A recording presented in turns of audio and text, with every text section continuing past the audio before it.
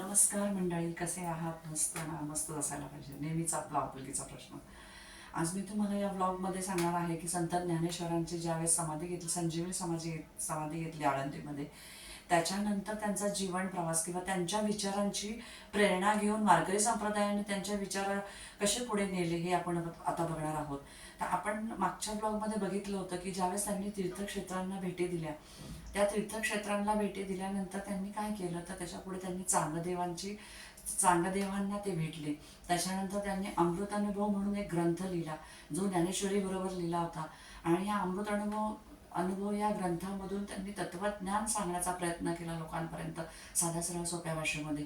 त्याचबरोबर त्यांनी शेवटी त्यांचा संजीवनी समाधी म्हणजे आळंदीमध्ये त्यांनी ज्यावेळेस वयाच्या 21व्या वर्षी संजीवनी समाधी घेतली, आणि त्यांच्याच या समाधीचं आज लाखो भाविक आणि लाखो वारकरी संप्रदाय आज दर्शन घेतात आणि ते श्रद्धास्थान बनलेलं आहे, हे आपण पाहिलं. आता आपण आज बघणार आहोत की हा व्लॉग मी यासाठी केलेला आहे की मला या व्लॉगमधून एवढंच सांगायचं आहे की जसं ज्ञानेश्वर महाराजांनी हे जे कार्य केलं ज्ञानदानाचं, म्हणजे त्यांनी जे ज्ञान लिहून ठेवलं होतं ते ज्ञान जगापर्यंत पोचवायचं होतं. आणि हे ज्यावेळेस ज्ञान लिहित होते, हे ज्ञानाचं लिहिण्याचं कार्य जेव्हा त्यांना सरळ सोप्या मराठी भाषेमध्ये त्यांनी केलं, कारण संस्कृत भाषा लोकांना कळत नव्हती म्हणून मराठी भाषेमध्ये केलं, तेव्हा त्यांनी निवृत्तीनाथांची त्याच्यासाठी संमती घेतली होती. निवृत्तीनाथ म्हणजे त्यांचे भाऊ. तर त्यांची त्यांनी काय केली होती, तर संमती घेऊन हे ज्ञान रचलं होतं.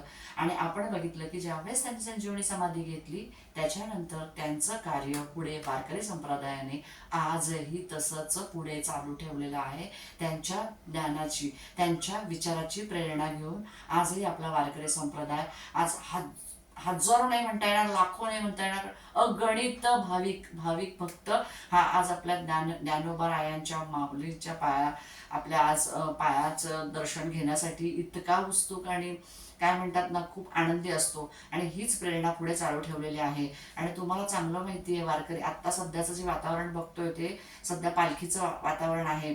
आषाढ महिना आहे, आषाढी एकादशीच्या वेळेस आपण बघतो की पालखी पंढरपुराला पोचलेली असते.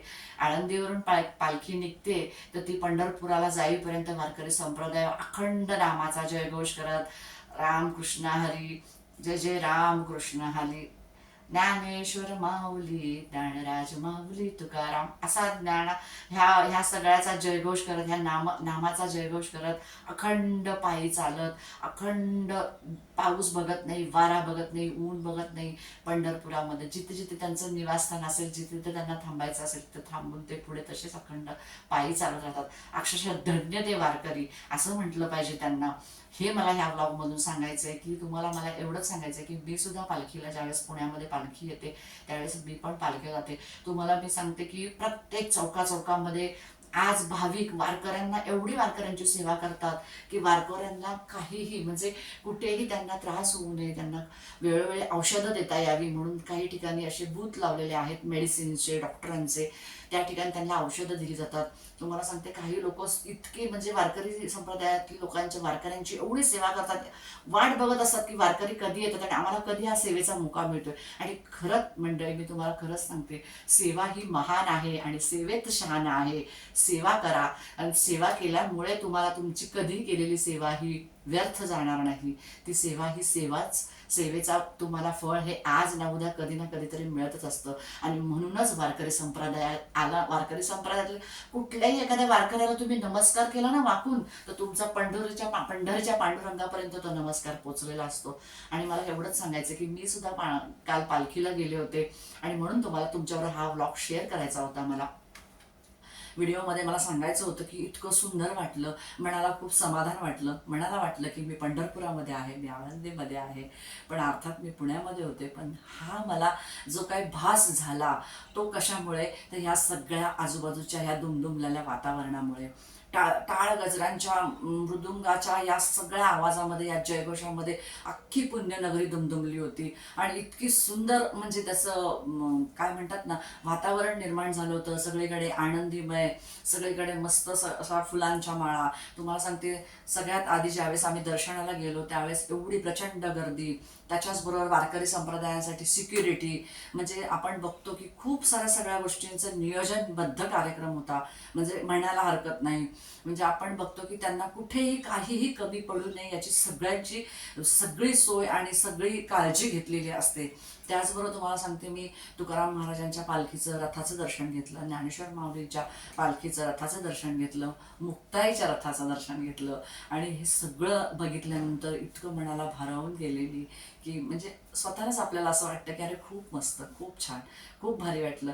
म्हणून तुम्हाला मला एवढंच या ब्लॉगमधून एवढंच सांगायचं आहे की कुठलीही भक्ती असू दे, पांडुरंगाची असू दे, कुठल्याही परमेश्वराची भक्ती करायची असेल तर माझं असं म्हणणं आहे की साधना करा, भक्ती करा. तुम्हाला भगवंताने खूप सगळ्या गोष्टी सांगून ठेवलेल्या आहे. काही अंधारातनं उजेडाकडे आपल्याला नेण्याचं काम हे हे ज्ञानेश्वर माऊलींनी केलेलं आहे. लोक कर्मकांड करत होती, कारागीर, शेतकरी, कामगार यांना कळत नव्हतं, सामान्य जनतेला कळत नव्हतं, हे ज्ञान माहीत नव्हतं, साधे सरळ होते. आणि ज्यावेळेस ज्ञानेश्वर माऊलींनी हे ज्ञान लिहून ठेवलं, विचार केला की लोकांपर्यंत हे ज्ञान पोहोचवलं तर लोक आणखीन चांगल्या गोष्टीने प्रेरित होतील आणि पुढे जातील. आणि हे काम संत ज्ञानेश्वर माऊलींनी केलं, संत तुकाराम महाराजांनी केलं. आणि आज म्हणूनच या गोष्टीची प्रेरणा घेऊन लाखो भाविक भक्त हे का त्यांच्या मुखामध्ये, का त्यांच्या तोंडामध्ये असा जयघोष असतो, नामस्मरण करतात ते. आणि तुम्हाला माहीत नसेल की जेवढं तुम्ही देवाची साधना कराल, जेवढं तुम्ही पांडुरंगाची साधना कराल, तेवढं तुमच्यावरती आलेल्या संकटांची, काही गोष्टींची पूर्तता ही आपोआपच निघून जाते. तर मला एवढंच सांगायचं याच्यामधून की माझा हा व्लॉग तुम्हाला कसा वाटला. मी गेलेला पालखीचा जो काही सोहळा आहे, मी माझे डोळे भरून आनंदाने बघितला. तुम्ही पण बघा. कधी जर तुम्हाला वेळ, प्रसंग, चान्स मिळाला तर नक्की सोडू नका तुम्ही.